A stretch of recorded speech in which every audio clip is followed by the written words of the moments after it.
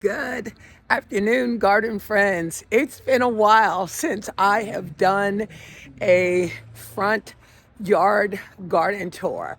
And as you know, a lot of stuff has been going on. Excuse my throat. I think I'm coming down with something. But what I'd like to do is give you guys a complete walkthrough of the front garden area, the secret garden, and also the hillside garden. And hopefully you will understand why I truly enjoy doing garden cleanup in the fall. So let me turn the camera around and show you guys what the front garden looks like. Okay, so let's start in the front entranceway of our yard. The, the violas and pansies are doing really well. My pensiment is doing well. Now back in the back corner, that is my kiss me over the fence. And while it is dying back, it comes back with a vengeance in the early spring. My autumn joy sedum is doing well. Now one of the things that I'm trying out is this is the larapi. We are going to be having some extremely cold weather, and I'm undecisive about whether or not I want to go ahead and get this cut back or just leave it, and then whatever the damage ends up happening to it, I can end up cutting it off. So I'm going to do that for these front beds that I have it lined up. And then my Jacob's coat is doing well, along with my, oh, let me come down here since that's casting a shadow. You can see this better. My evergreen, which is my blue ground cover. So this is looking really, really nice here. And as you guys know, I mimic the beds on both sides of the entranceway. It's just looking really nice. I swear we blow these leaves, and mind you, we have no trees in our yard, but I do like to keep the bed nice and orderly. Let's go on up here for the center bed. The good thing about this bed, while a lot of the stuff ends up dying back, I still have greenery, like my black-eyed Susies. That here is my salvia, my wildflowers, and then my woodland phlox here. Well, like I said, nothing's blooming, but you still have that nice greenery here in the garden. And then of course my bloodgood. I love the red coloring of the wood on here.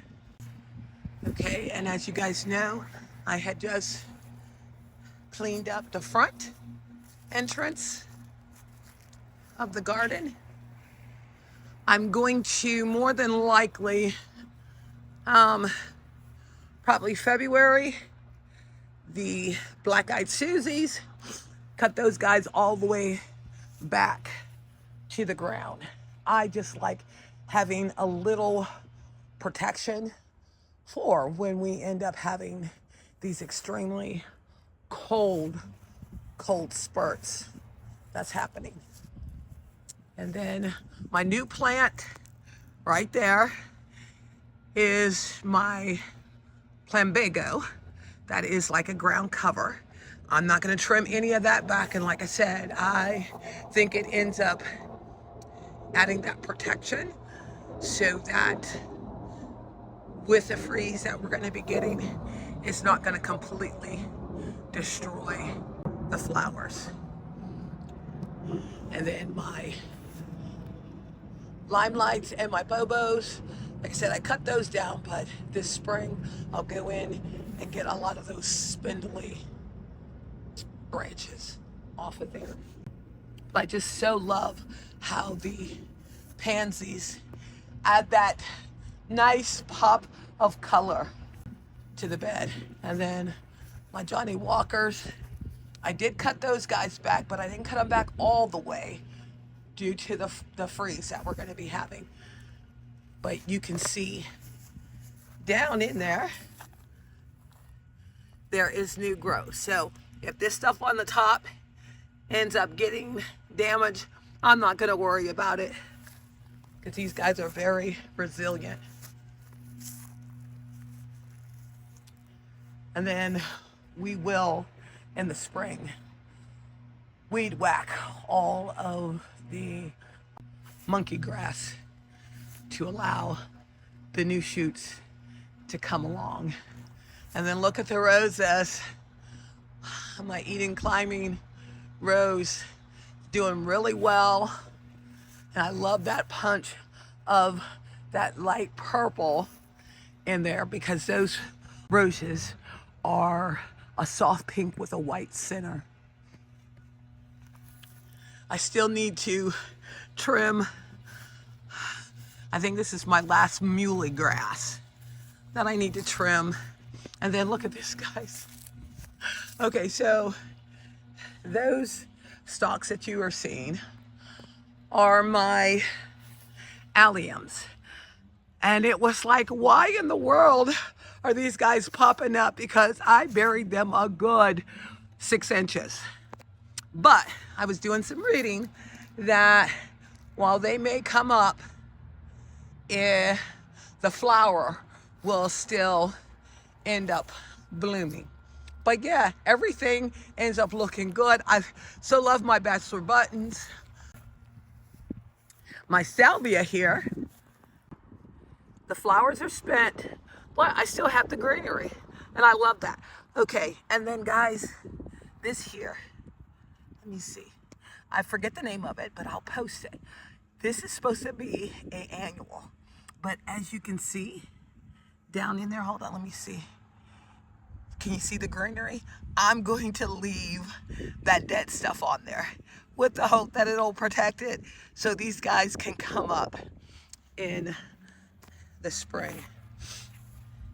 And then my sunshine ligustrums, my little ones are doing well. So this is gonna look absolutely gorgeous with the purples and the whites of the daffodils that I planted in here. This is going to end up looking really, really pretty. All right, so let's go on into the secret garden. And I swear, I just so love how this looks in here. But everything is doing well. Like I said, got some damage from the frost, but everything in this bed are perennials. So I'm not too worried about anything, not bouncing back. I will wait until early spring and go ahead and get those yellow blades off of my irises. And then look here, guys, sweet pea. If you've never had a perennial sweet pea, I did not think this guy was going to be doing anything, and it's doing well. I got to come up here and finish wrapping, the new shoots around it, because I think that'll end up looking so pretty wrapped around that metal obelisk. But yeah, things are looking good. Well, I may not have all the vibrant colors.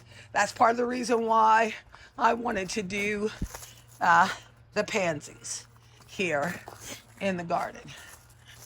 I'm going to go ahead and get my maiden grass cut back. And then look at this other sweet pea, the two. Like I said, I thought they were going to die back all the way to the ground. And they are doing very well. But I'm going to start to get them to start going up this trellis that Kevin built for me. And then my roses. Those guys, I cut them all back hard and they already got new leaves on them. But that's the one good thing about knockout roses. They are very weather hardy. And then in my obliques there is where when my mystic blue starts to grow, it will have support. And then I have bulbs all through here. And then my pink mink clematis has died back like it's supposed to on all the four corners. The one thing that I did do was I did feed them, because that was one of the things that they said to do in the early winter. And then I end up cutting back my Texas vertex. So I'm kind of hoping that this guy, and I'll keep it trim, stay this height, but just be really full, because I want to be able to see all the way back through the garden. But yeah, everything is doing so well here. I'm really pleased with how everything is turning out. All right, now the other center bed, where I have my roses, tons of daffodils. I cannot wait until these guys pop up in the spring. And my, that's a Japanese maple. I forget the name of it, but I'll put that up. But then look at this. I so love that hue, and look at the buds on it. This thing is going to be gorgeous. And then one of the things that I did, our plant here, I'll post it up when we go to the other side. But I think it was just too hot over here because it was burning up. So I ended up planting some lavender, which I think will look good in this garden. The pensies are doing well. This is my sage. So one thing that I am noticing, these guys seem to be evergreen. You know, they lose their flowers, do their budding, and then end up staying green. And then I have daylilies in here that have died back. So, but this is going to be really, really pretty. Okay, and then in the side box, I ended up, like I said, planted lavender because my Joe Pye weed said that it could handle sun. I do not think it's the Georgia sun that it can handle. Now, I also have daffodils all in here of the yellow and white, and I think with the purple of the lavender, with the yellow of the sunshine ligustrum, this bed is going to be a showstopper. I just so love, you know, color combinations, things that complement each other. All right, and here's my other box that Kevin built for me. I have some Garo in the center. These guys are Shasta daisies. This is my trailing verbene, and this is a perennial that have the magenta colors on it. Now I popped in some I'm gonna wait until after the frost before I trim them back. But this is gonna look so pretty.